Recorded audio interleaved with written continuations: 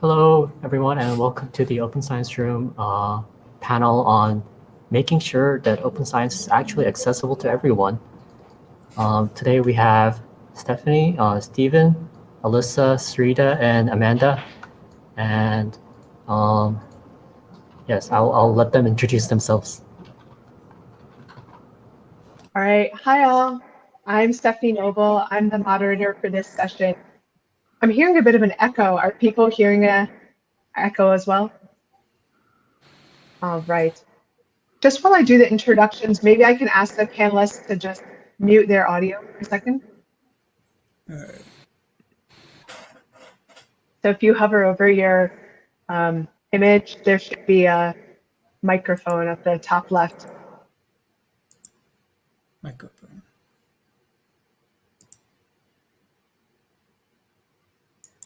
Okay, Eva is saying that it sounds good to her. Okay, so I'll just hear the echo in my own headphones and ignore it. It'll be great. All right, thanks, guys. Oh, goodness. All right. So I'm Stephanie Noble. I'm going to be moderating this session today. We have four fantastic panelists with us today. We have Dr. Stephen Klusza. He's a developmental geneticist and assistant professor of biology at Clayton State. Syreeta Nolan recently graduated human health psychology major at UCSD and a co-founder of Disability in Higher Ed. Amanda Klinger, who's a PhD student in ecology and evolutionary biology at UCLA. And Alyssa Paparella, who's a cancer and cell biology PhD student at Baylor College of Medicine and founder of Disabled in STEM. So we really have a lot of game changers here today. I'm really excited to have you all here with us. So we're going to be talking today about accessibility, so barriers and solutions to help promote accessibility in science and neuroscience. So we can start, if people want to go around and give a little bit more of an introduction, maybe what got you into this space and why you're excited about being here today.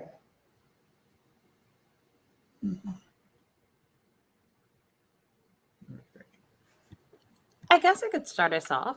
So my name is Syreeta, and I started here at UC San Diego as a neuroscience major, and I never really had mentors to look up to as an undergraduate with disabilities to really see myself succeeding as a disabled grad student, a disabled faculty member or staff member. So that's really what got started with Disabled in Higher Ed to bring us together. And I've gotten the most support as a disabled undergraduate within virtual spaces rather than from my own institution. And really being able to drive change and inclusion and seeing disability as diversity as it should truly be seen as any other underrepresented community within many underrepresented communities could really be transformative to higher education and reduce the toxic effects of ableism that goes on unchecked in many systems.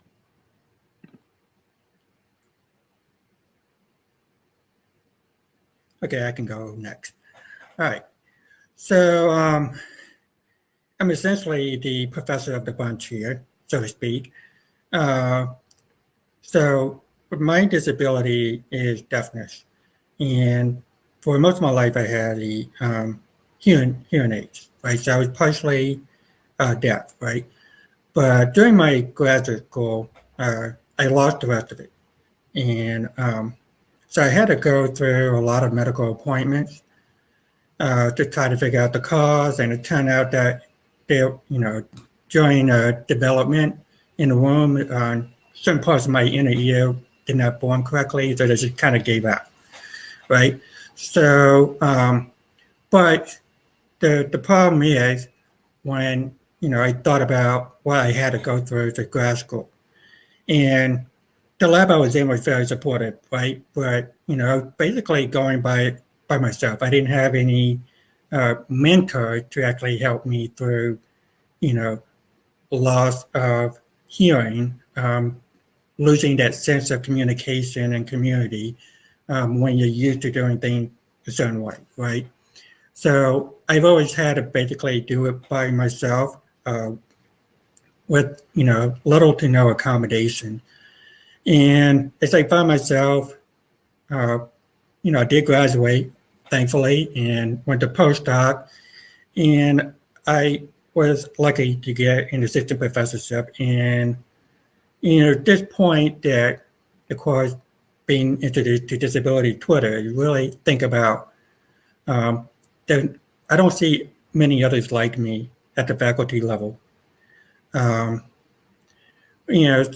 I felt it's not an obligation, but it felt like a moral imperative to go out there and really say, I'm disabled, I'm not ashamed of it. And I do have a privilege as a white male to do this, right? So, for that reason, I really wanted to put myself out there because I need disabled students, other disabled faculty, to know that there are disabled people in these jobs that, we are here, we're waiting for you, that you don't feel alone, right? So, after I, learned how to teach effectively and really reach out to people, and I find myself that, it's very fulfilling to be able to mentor students. I'm actually doing a couple of students mentoring as well. And really kind of focusing on initiatives, bringing diversity in all its forms, which I probably will talk about later on. But yeah, so, I really feel there's a strong social component to this. I feel that science progress has actually been impeded because we have blocked so many people from being able to contribute to science. So that's what I'm here to change.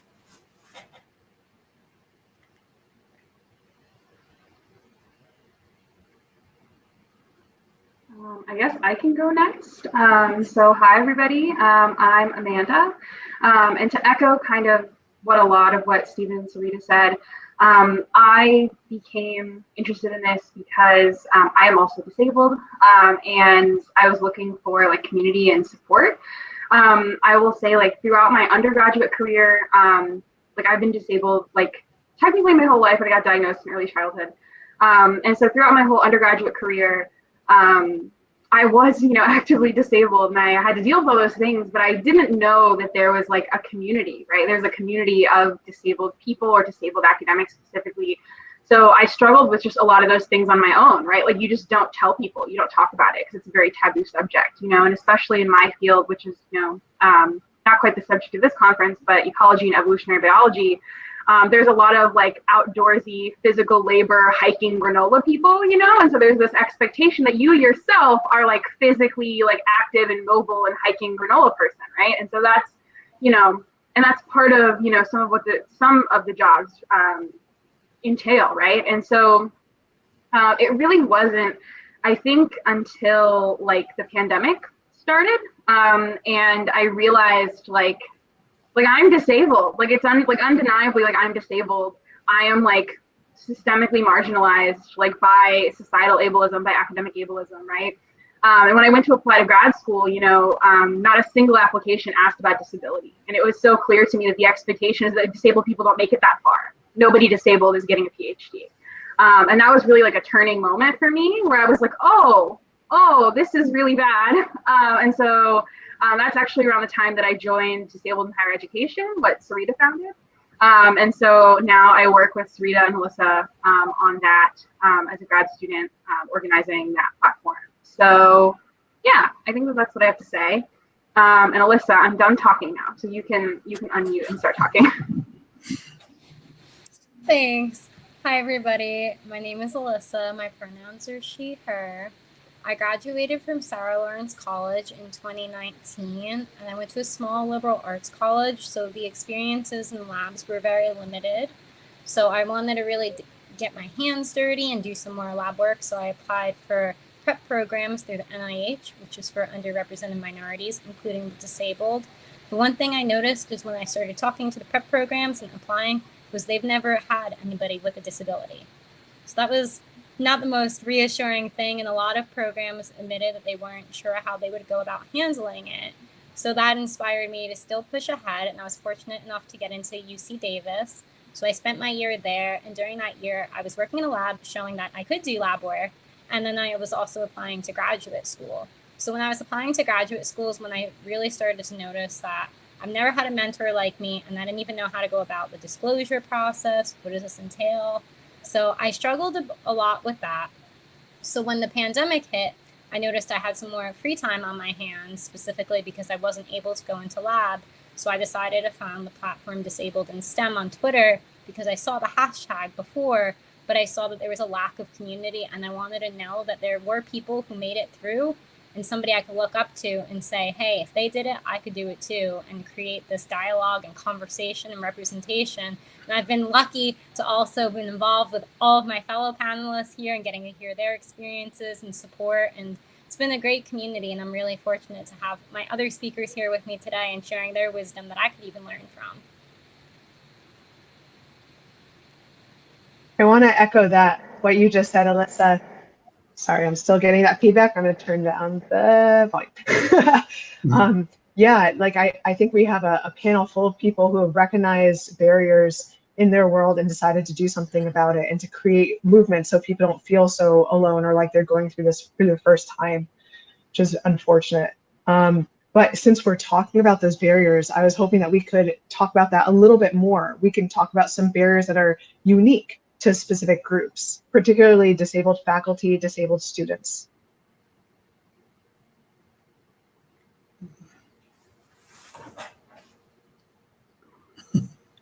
I guess. Oh, Yes. oh. wait. After you, Steve. Okay, so I think as a Black and disabled woman, like, I find these moments like applying to these undergraduate research programs and realizing that I wasn't accepted to them because I have physical disabilities and mental health disabilities. I was accepted probably because I was Black, probably because I was a woman. And it just felt like disabled undergrads, while we're the biggest population within higher education, there's nothing to really support us to become disabled grad students. Like, I had no idea until Disability Twitter happened, like, if accommodations would be the same, like, what's the environment like being disabled in higher education. There's so much support for being Black and going into grad school and learning about that in spaces, but there's not that same environment around learning what it's like to be disabled within higher education as you advance. And it felt like this tension between, oh, racism is wrong, and always seeing institutions like lifting that up. And UCSD even did like a 21-day anti-racism challenge. But we don't see these challenges. We don't see any like effort placed behind anti-ableism. And it's like attacked from all sides, from like inaccessible events and from teachers who think that they can say anything to me without consequence because literally they can. It's condoned. And it's like to say like they were ableist to me, it's like saying they are breathing. It's like it just doesn't hold anything of action, and it just hurts. And it's like another mental health like challenge that I have to push through to deal with ableism and to deal with like principal investigators who are not used to having disabled people in the lab. Like pipetting was painful, like, and I got taken off pipetting. Like using the cryostat machine was painful, and I get taken off of that. And it's like, oh, since you're doing so well with systematic reviews and seem to like it, why not just continue that? And it's like, it's like, okay, as much as I found something I enjoy, I do still want to be in neuroscience and go and do some of that work eventually. But it's just no one knows what accessibility in STEM really looks like because we don't engage the conversation. And if we don't engage the conversation, nothing can ever change. And that's what I really see in disabled in STEM, disabled in higher ed, is that we're opening this conversation and we're being here for each other, where institutions have just basically left us high and dry.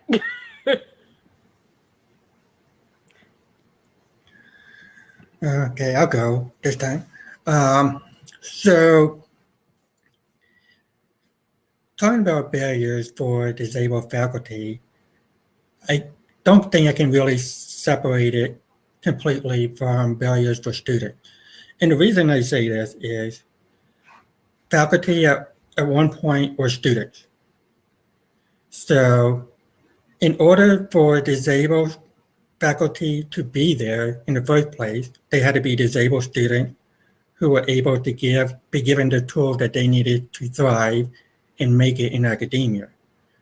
So despite the fact that ADA, was 30 years ago, right? Students are still being routinely denied their accommodation. They had to justify their accommodation by divulging, protected information, protected medical information, just to, allow, justification of this expenditure for this person here, and why do you really need this? Why do you really need that? So it creates a very bad power dynamic for the student.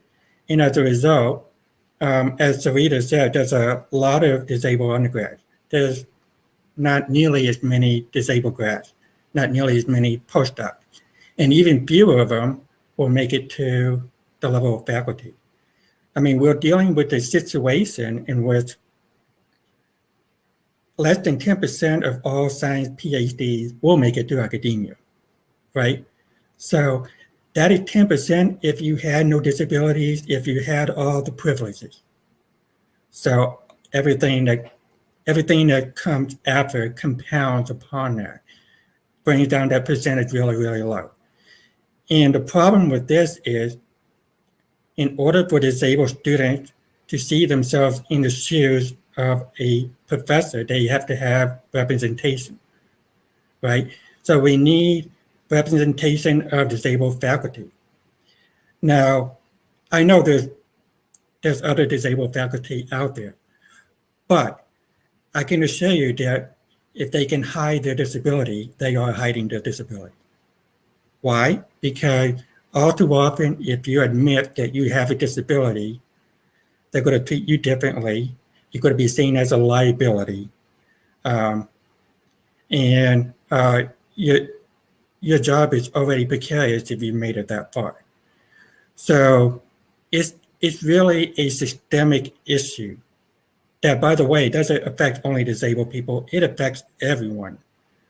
I don't have to tell anyone about the struggles of being a grad student, of being a postdoc. There's been papers published about how the excessive number of hours that will work, the strain on interpersonal relationships have caused mental health issues in people that otherwise have all the privileges and advantages. So if it's causing mental health issues in privileged people, imagine what it's doing to those without the privilege, right? So these are some of the barriers, and it's kind of like a negative feedback cycle, right? It's preventing the rise of disabled students into higher positions in academia. And by that aspect, it's going to prevent creating disabled faculty, was going to deny another generation of disabled students from having that kind of identity tied to their love of science. Say, I love science, but there's no way I can be a professor because I don't see anyone that I can, relate to, right? And I also just want to say one other thing too. I think, you guys correct me if I'm wrong, but one of the unique things about disability representation is that there's no one person that can really stand for all types of disability, right? So you may have, for example, you have Black people, Hispanic people, white people, right? You will have initiative to increase the number of women in STEM. But when you're talking about disability, you're talking about people that have hearing loss, people that have vision loss, people that have mental health issues, mental conditions, all these things, right? So not only do we need representation of someone that has deafness in faculty, we also need it for mental conditions. We need it for all these different types of diversity in our disability.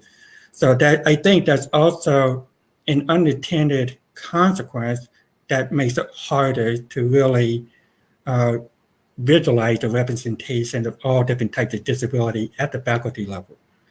But, it's a catch-22. We really got to try to come up with ways to break that cycle and to get more disabled people in academia. Yeah, jumping in on that to speak to like the in-between stage between Syreeta as an undergrad and Stephen as a faculty member. I think one huge place where graduate students are leaking in the pipeline is certainly in graduate school. Because what happens, unfortunately, is as an undergraduate student, you're classified solely as a student. You are a tuition-paying member of the university. And the disability student office, whatever that may be called on your campus, is there to serve you and give you access to accommodations. As Stephen said, they usually don't do that well. It's usually very invasive. It's usually the accommodations are usually bare minimum. They're not complete, but that exists, right? It is possible for undergraduate students, if you go through the process, to get additional time on exams, to get extensions, to get excused absences, to get these things that might make it possible for them to go through that process. And then when you get to the faculty level, right, there are like HR considerations to be made with regard to like ADA compliance. I'm sure, Stephen, it's bad. I'm sure that you still don't get accommodated well. I'm under no illusion that faculty are, but there's a system in place for that, right? But as we all know, graduate students, because the university loves that, we are students when it's convenient and we are staff when it's convenient, which means that we are protected by no one and nothing, right? Like if you walk into the undergraduate office for disability, they're going to be like, what do you want me to do? Like, I'm not going to give you, I can't give you, extra time accommodation on your qualifying exam. But, also you can't go into HR and ask for that either, right? And so really, it just becomes this situation where it's very like sink or swim. And I think, in what I've heard from, students even talking about, I think the crux of the issue often with like accessibility in science for disability is that often we treat it as this issue of like, we just won't have you do it. And that's not accessibility, that's exclusion.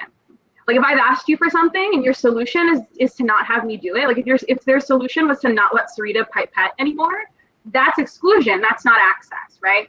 And I think that that's the issue, right? Is that because we don't have this representation of disabled faculty and disabled grad students the way that it needs to be, academics have not been able to imagine another way to do something, right? Like it's thought of there is one way, like to perform a task physically, to have a qualifying examination run, like one way to be successful, one way to perform something, right?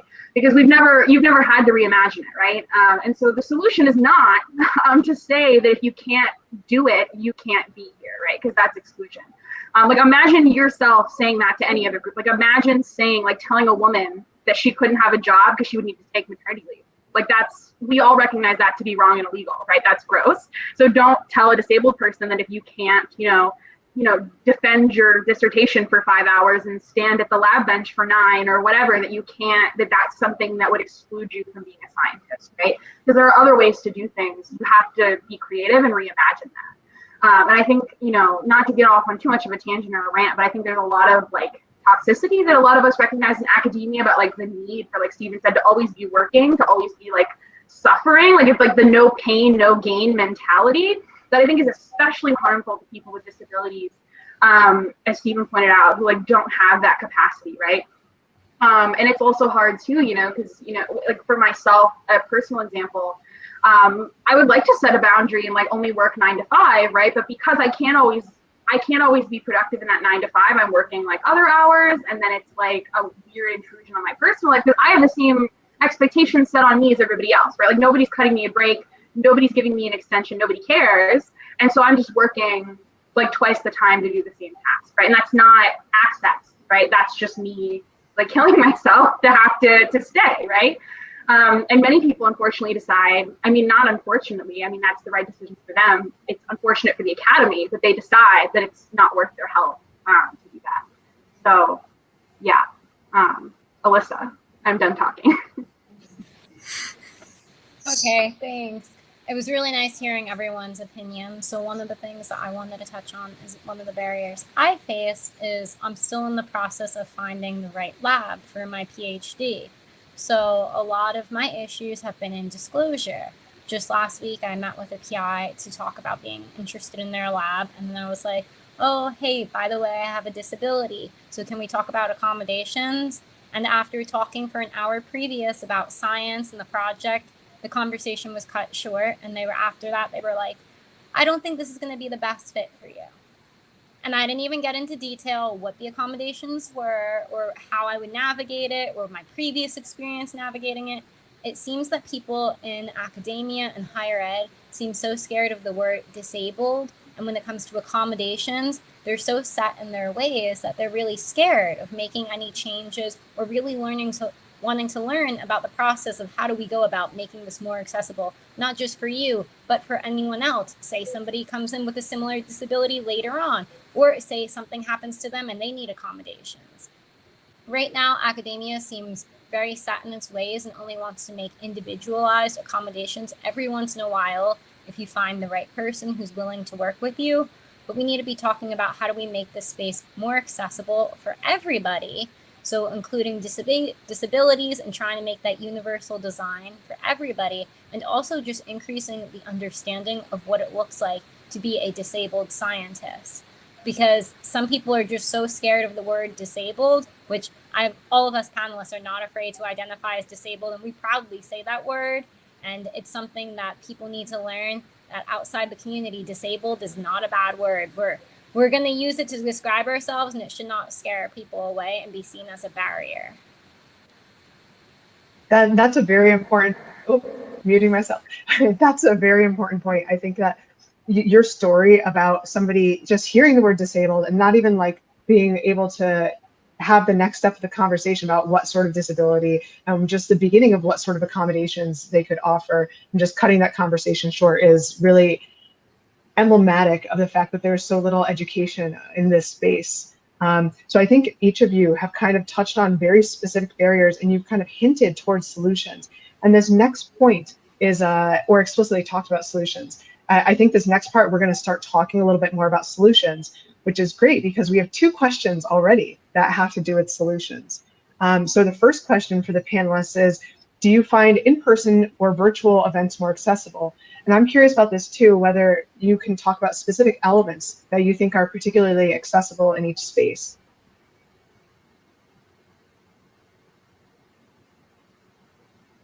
So I get, ideally virtual events are by their nature more accessible in more ways than one, right?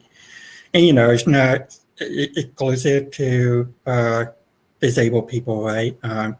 So, there's also financial accessibility. Some people, maybe working jobs and so forth, right? So in terms of specific accessibility for disabled people, and, I do want to say that, I recognize there's a work in progress with virtual platforms, right? And when you have stuff like Zoom or Teams or, for example, Crowdcast, they don't automatically come with a list of accessible features right off the bat, right? So too many times, accessibility features are considered an afterthought or something to be updated once the main program has been running for a while. So in that aspect, I do think that a lot of these events are not as accessible as they could be for that reason. And part of this is I think the issue that we need to change the way that we think about virtual solutions to these issues, right? If someone comes up with a new messaging platform, accessibility should automatically be embedded in the very first release of that platform, right? And it's okay if you don't get it perfect. And that's the important thing. It's okay if you don't get it perfect, but not having anything there hurts the most, right? So, it's tough. We have all these things. For example, Zoom is finally coming around to initiating closed caption, but it's still very convoluted and painful to implement. and it really shouldn't be, right? I mean, Microsoft Teams, Google Meet has the real live caption. And I also want to mention that, these algorithms are not perfect, right? Some of these are worse than others. And, some people are frustrated with the lack of accuracy in these captions, and, I can't fault them for that, right? But hopefully in time, those algorithms will be much better. So, that's why I still want to say I think it's a work in progress right now. But it's an uphill battle to have enough people come together as a group that we can think of, okay, there's a significant audience here that would like to use our product that we're going to lose out on if we don't put in accessibility from the get-go. So that's I think a possible solution to this. We need to change the way of thinking of the people who design these solutions. Absolutely. I could not agree more, Stephen. Like, I was just going to add that, like, when you think about like online events, there's a difference between like you can request accommodations for this event and making the event universally accessible with like ASL interpreters and captions from the beginning, because one is saying we value you and we want you here so much that even if we don't know who specifically needs this accommodation, we're going to have it there. Where requesting an accommodation, the word request in itself sounds like we may say yes, we may say no because we didn't put it in our budget. And it makes it seem like another burden on disabled students or disabled people who are already going through all the access needs they need in their lab, in their workplace, in their classrooms, in their doctor's offices. And it's like, oh dear God, not another thing. So think about the cognitive load we're already dealing with, and like give us the space to already like be able to pop into events at the last minute. Like, let's say someone saw like a retweet of one of the panelists of this event and they decided last minute's come. They could do that. But if someone needs to request accommodations, they can't pop in at the last minute because you need like the time and the planning and the headway to actually have them be as included as we each are within this session. So it's thinking about who you want to be included and how included and invited do you want disabled people to feel within your spaces. And like online events are great because you do have that sensory sensitivity where if someone has autism and like maybe the sound levels are sensitive, that they can turn down their computer as much as possible. But if you have an in-person event, you don't have the same liberty with your environment. And it may become the impetus on that person to put on headphones or something else. And even having a sensory sensitive like room or area or something where like there's different spaces. So thinking intentionally of how you can make everyone as comfortable as possible in the space that you're inviting us into as disabled people is something that I don't think is thought of thoughtfully very well. Yeah, I completely agree with that. And I will say, it's not like, I think, and this shouldn't, like, it's not a justification, like it requires a justification to include disabled people. I'm just saying this because I don't think many people are aware of this, but in the United States alone, it's estimated that like 20 to 25% of the population is disabled. When we're talking about undergraduate students in the United States, it's like 17 to 20% of students. Like if you have a classroom of 20 students, at least 2 of them are probably disabled. Like this is not like a small time issue, right? Like you're actually excluding a lot of people, right? And I think a lot of times justification is like, well, like we don't have many people that are deaf or are visually impaired or do have disabilities come to our events. And it's like, let's perhaps maybe they don't come because you don't have any interpretation. So why would they? Because they wouldn't be able to know what's going on. Or like, there's not a wheelchair ramp into the building, or like people are gonna be weird about their insulin pump or something. Like there's a reason. If you haven't seen them, it's not because they're not interested, because the space isn't accessible, right? And I think going forward, there should definitely continue to be like virtual options for events, and that provides a level of accessibility. But it's also important to understand that, like, if you have an in-person meeting without an ASL interpreter and you have an online meeting without captions, those two events are equally inaccessible to somebody who has hearing loss or is deaf, right? And so keeping that in mind, that it's really about like the accessibility measures, right? And thinking about like having captions, having, you know, sensory rooms, having things for people like with like different food needs and things like that. And also just not like having a culture where people aren't in your business about stuff. Like if somebody's wheeling around an oxygen tank, like don't ask them like what's that about, or like don't go up to somebody who's a wheelchair user and be like, why are you in a wheelchair? Like don't like create a culture where like people like stimming or wearing headphones or like changing it into something, like doing what they need to do is like not something that somebody's in your business about. I think would also be useful from the chronic illness side of things, at least. So those are my thoughts. In general, yeah. Go ahead.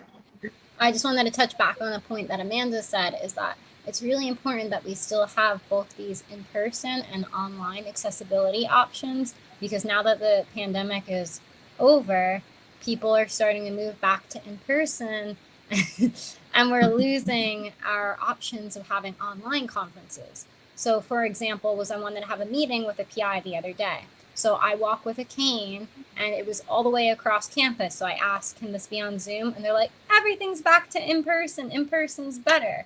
But for me, it would have been better and easier on my body to meet on a virtual platform, but people are not willing to understand that. So it's important to still consider people's preferences. And now that we've developed these tools, it's important that we make sure that there's still options for people who want them. And I just want to kind of add a little bit to this. Of course, as we already heard with the going back to normal, right, rhetoric that we're hearing on Twitter and stuff. So a lot of people are very anxious about this. And I will say for events, when we talk about people want to go back to conferences in person, it's a very real fear that they're going to drop the virtual component completely. In my view, going from now on, all conferences should be hybrid. Have the in-person events for the people that want to be in person, but also live stream the talks, live stream as much as you can, so that people who want to dial in can do so, right? So you can still include people who are not able to make it to 5 states away for the conference, right? So whatever their reasons are, right? So in the name of accessibility, I do declare that getting rid of the online option is going to be taking us back to pre-pandemic times, which is awful for a lot of people. It's regressive. We need to move forward. So moving forward, let's make all these conferences hybrid so that everyone can enjoy in the way that they are most accustomed to.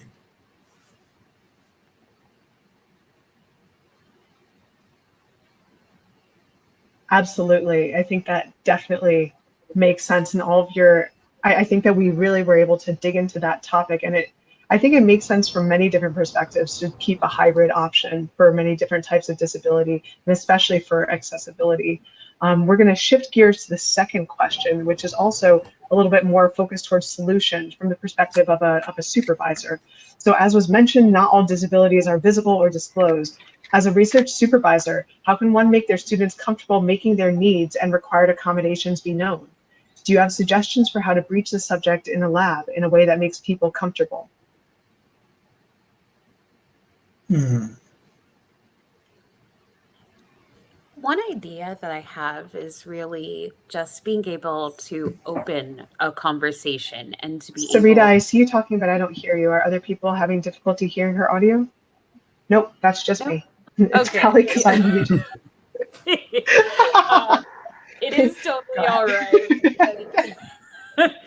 I think Good one shot. thing, no, I think one thing that's really important is to be able to say the word disabled and to be able to say that I want to create an environment that's as comfortable for any student in this lab, be it that they're disabled or if they're having any family emergencies. How can I best support you in this? Oh my gosh, there's a really cute cat. And mental health break. Cat photobomb. I apologize. But I think Syreeta was dropping some pearls and then suddenly this beautiful cat. Yes. so I will go back to my pearls. So Yeah. like also there's the idea of disability pronouns that I don't think is much spoken about because like I am proudly LGBTQ and I'm also proudly a woman, proudly disabled, and my disability pronouns are invisibly disabled, disabled woman, and neurodivergent. And I think even bringing up the conversation about gender pronouns and disability pronouns and just being able to actually just disarm the word disabled from everything that the medical model of disability would have it say as like limitations and things like that, and just to be able to discuss it as inclusion and how can we include you as much as possible in this space. And I think another important theme that's embedded in this question is not all disabilities are visible or disclosed. So at 17, but I didn't realize that mental health conditions actually qualify as disabilities until like my first carpal tunnel surgery about 6 years ago when I had to request like a note taker for my classes. And I'm like, oh, mental health conditions are on here. So there's a point when we may not even be aware that we're disabled with mental health conditions because no one's ever said it. We may not think we're disabled enough to even speak about our needs. And to be able to provide information and say that, like, even say for mental health and physical health conditions could trigger, hey, I have ADHD and maybe like there is something here that I could talk about that could be supportive. So starting that conversation and not always waiting for your student or a new postdoc to start that conversation will show that inclusion matters to you and that they matter to you. So I think that'd be something that really go far away for me. Yeah, I think one thing in my experience that so I am having visible disability. So I'm a person that if you looked at me, you would never know I was disabled unless like I told you about it or you saw me doing something that would indicate that I am not an otherwise like healthy 23-year-old. And so I had this experience a lot. And I think one thing that's not necessarily a solution to feel included, but something you cannot do that has made me feel excluded a lot is don't assume that people are healthy. Like, don't make that assumption, and don't. And a lot of times, you know, it's not malicious, it's not intentional. But you know, people will make jokes. Like I'll mention something, you know, related to my disability, about how I'm tired or I don't feel well. You know, and people make the joke like, oh, haha, like you're too young for that. Wait till you get my age. Or like, oh, like can one of you young, healthy people help me move this box or things like that. And it's not intentional. They're not doing it. And like looking at me, they don't know. But that really like in that moment is like really triggering because you're like, oh, but I'm not, and you don't know that. And then, you know, it feels like that shuts the door to ever have that conversation again, because it would feel like if I said that now, it would be like rude to be like, well, actually, no, I'm sick. And then they'd be like, what? And then it's like a weird, uncomfortable thing you've just created. So like, don't make that assumption. And I think, you know, in talking to your students, like, I think something that Syreeta said is like really important to think about. Like, disability is an identity, like any other identity. Right. So like the same way that you would approach conversations about like a student being LGBTQ+, or like including them like because they are a woman or a non-binary person, or like, you know, any other like thing, like insert like thing here that's not cishet white man. The way you would approach that conversation with your students is the same way you should approach it about disability, right? It's like you shouldn't assume that people are straight or that people are like, you know, until they've told you your pronouns, you shouldn't assume that, right? It's the same thing. Like, don't assume that people are healthy. You don't speak about it in that way.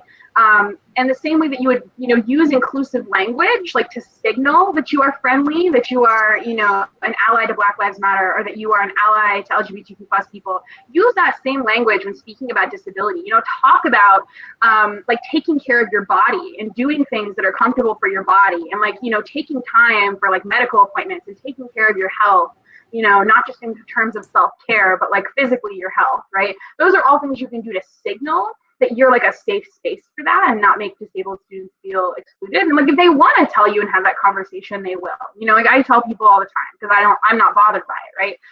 But also never like expect that a student disclose something to you. Like if they tell you like, I need an accommodation for this, never ask them why. Like, and certainly please never look at a student and be like, what's wrong with you?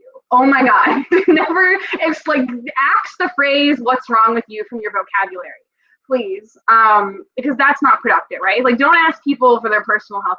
Again, like, think about disability the same way you would think about anything else, right? If your student told you they were LGBTQ+, would you look at them and like ask them like pointed questions about like their personal relationships and activities?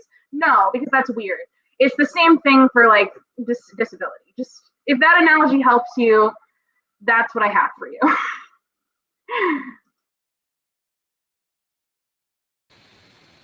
At least in my experiences, I think it's very important that the person that you're disclosing to understands that that's confidential information. So just because somebody discloses to you personally and tells you personal medical information doesn't mean they're open to everyone else and that you should go around spreading it. I've had this encounter with bosses and PIs, and it's really damaging to know I told them this in confidence of like, so they could just understand my accommodation more. I'm not legally required to do this, but I do it to facilitate this trusting relationship. But it definitely gets fractured when an ally doesn't realize that may be intimate and personal information and goes and spreads it. So one way to continue to foster an inclusive environment is letting the student or the person who's disclosing really be the person to lead the conversation and choose what to do with the information. In no way should anybody ever force you to disclose to other people in the lab or other people in the workforce or your classmates, because you don't have to do that, and that puts a student in a really hard position. So even though it may come from a place where you're concerned or something, you have to understand that the disabled student knows themselves best. And even though you're an ally, it takes a long time to learn. It's a continuous process to really learn, how can I best advocate for my student? How is the student's disability going to impact them? And how could I support them through that? So that's really a conversation that we can engage together when there's that trust that is built in order to facilitate that best environment for everybody.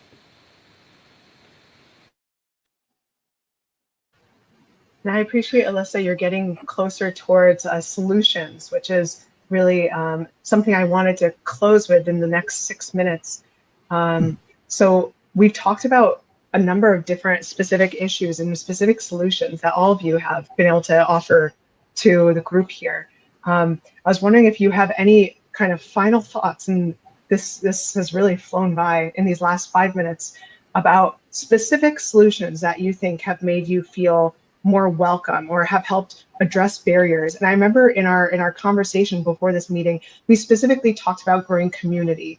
And I think Dr. Klusza has a really great analogy about not only retaining people, not only welcoming people into the group, but also making them continue to feel welcome and helping retain them by continuing that support structure. So I don't know, Dr. Klusza, if you want to share that great analogy and your thoughts to start off with. Yeah, so the analogy was, if you're dealing with two people and they come together in a committed relationship, right? So once they come together in the same room, you don't just drop all your effort. You don't just have the honeymoon phase and then just say, well, this is it. I don't have to put any more effort into it. This is always an ongoing process, right?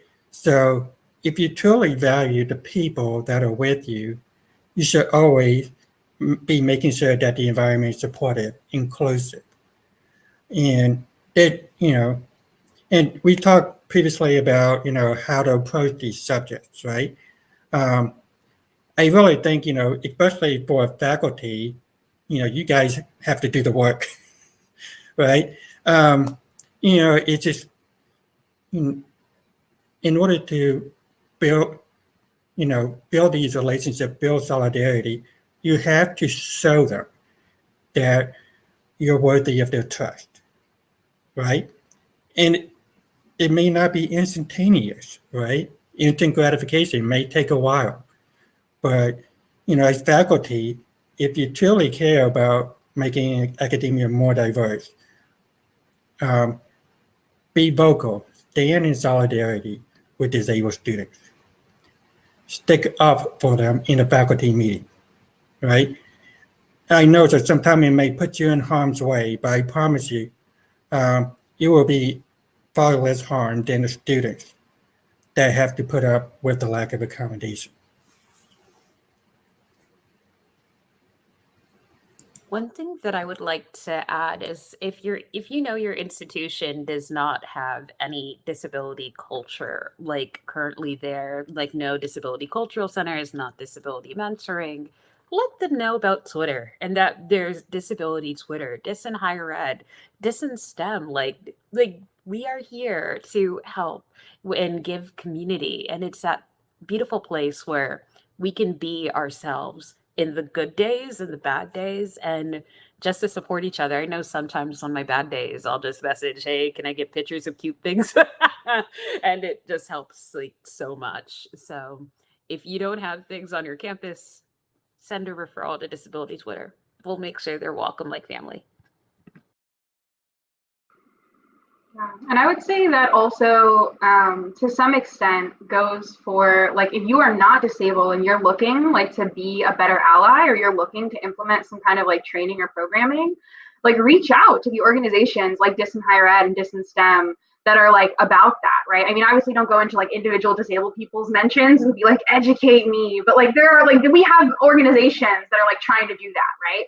So like you yourself as an ally can get involved in that and like learn from disabled people on Twitter and like learn more about the experience and how to be a better ally if you're there too.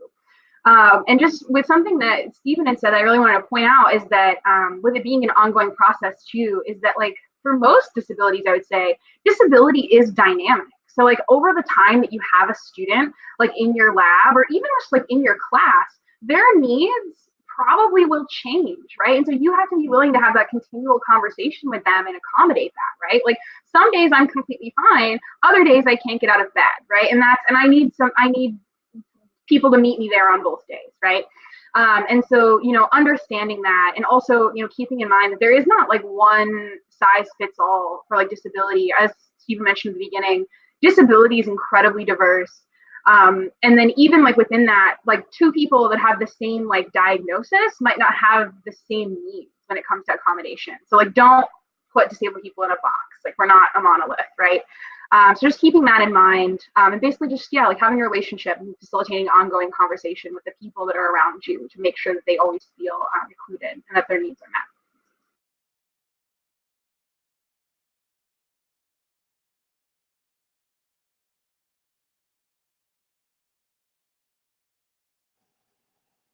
So I know we just hit 10. But I know it went so quickly. I see some reactions in the chat. I think we've heard a lot of very valuable feedback from all of you. Not making assumptions, especially not using language that's assuming anybody is healthy. Finding community, I think, is the huge one, and communities that some of you have started, which is really phenomenal. I want to give you all a space to say any last thing that you would like to say before we wrap up.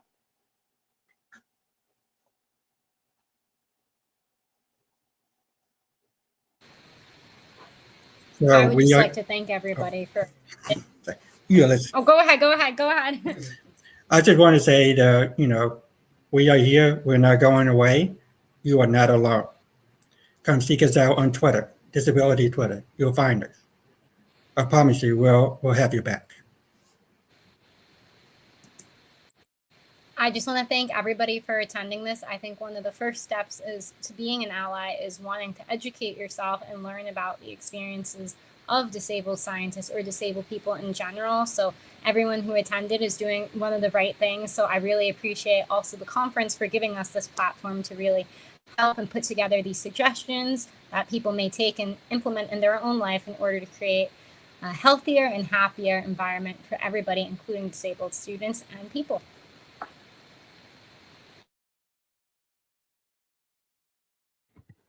And I want to echo this gratitude as well for giving us a space and this platform to discuss being disabled in higher education and science and making it more open to actually including us in a really thoughtful way. And if anyone wants to learn more after this session, Google ableism, Google person first versus identity first language, and continue to educate yourself.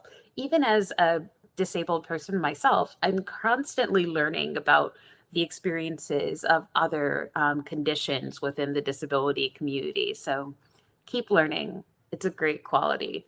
So keep going. Thank you for being here. I'll just say ditto to what Syreeta and Alyssa said.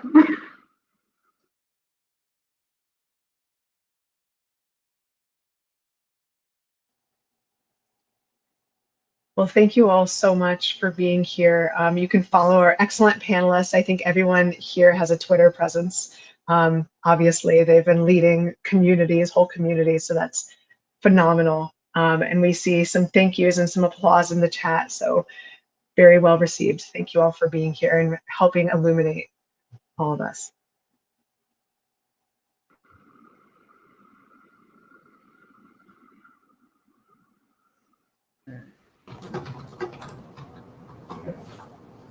Thank you, everyone. I also learned a lot today.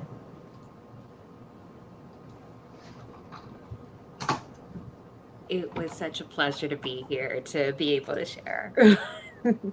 And I'm always on Twitter at Nolan_Syreeta. So find me.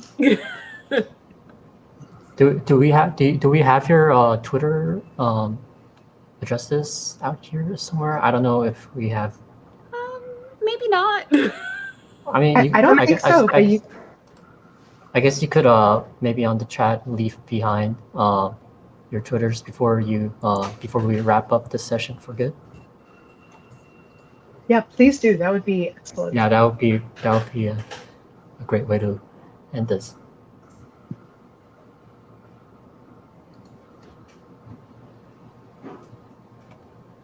Syreeta and Alyssa, don't forget to flicker the other ones. The other ones. Well, yeah, because Syreeta has the distant higher ed and hers, and then Alyssa has hers, and then the STEM one. There you go. They got it. They understood what I said. All right. Unintelligible, but they got it. So that's. Yeah, I couldn't think of not like putting my Twitter information without disabled in higher ed's Twitter information, but then there's like two or three others I could think of, and I'm like, no, I'm not Twitter bombing chat. Even though it is highly tempting. But yeah, these conversations are always on Twitter. And oh wait, like maybe the hashtag for disability Twitter is just an amazing search as well. Yes, that would be great. Yeah, I think that's arguably the most important element of all of this, is creating that community, because that's the foundation, I think, for everything else that can be done. Yeah, because without community, the isolation is just powerful and it just makes you wonder if you really belong in higher education. And to think about like 19% of undergrads being disabled, and then going down to 8, going down to like 7 in PhD students, going down to some unknown number of staff, and going down to, I think it's like 3.6% of disabled faculty. Like if we retained the disabled undergrads that came in, like to Stephen's point, like imagine how much more inclusive and how much more we may have advanced in science if we had autistic researchers researching autism, like people with like certain neurological conditions in the labs, like researching those neurological conditions from their lived experience. I think that's something that's not valued enough in science is that lived experience. Because we see the liability of disability because that's what we may have been taught that disability is, but there's so much more depth within disability if you allow yourself not to see disability as the wall where you stop listening. That's very well put. Yeah. If you don't just encounter disability and think liability, yeah, and stop the conversation there. And I've heard your lived experiences of people stopping that conversation, and that literally removes opportunities. Okay. Yeah, I always I have made the argument for a while now that, we will never know just how much we've lost in terms of scientific progress because of all the people that we shut out for not doing things a certain way, the traditional route in academia. You must come in on a weekend, you must work 80 hours a week. You must publish 5 papers or you can't get to the next step, right? And all 5 of those papers must be applicable to human health. If it's basic science, you're screwed, right? So, if we had different paths in academia that could accommodate people in their different goals, I think we will be discovering so much more.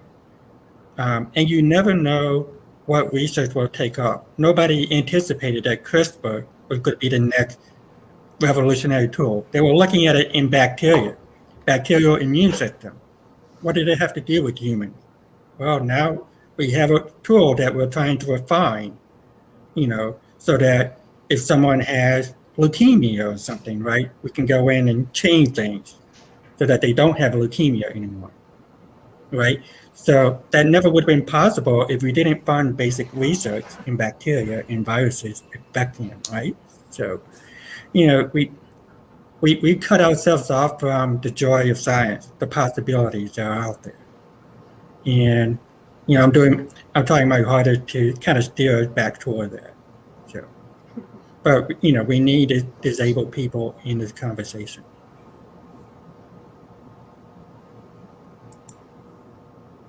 Absolutely. And thank you for helping steer us back. All right. With that, I guess we'll end this panel session. And thank you once again for speaking out about your point of view on this issue, and and letting us know where we can find more information on this.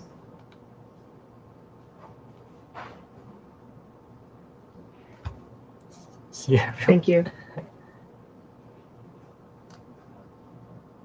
Thank you so much.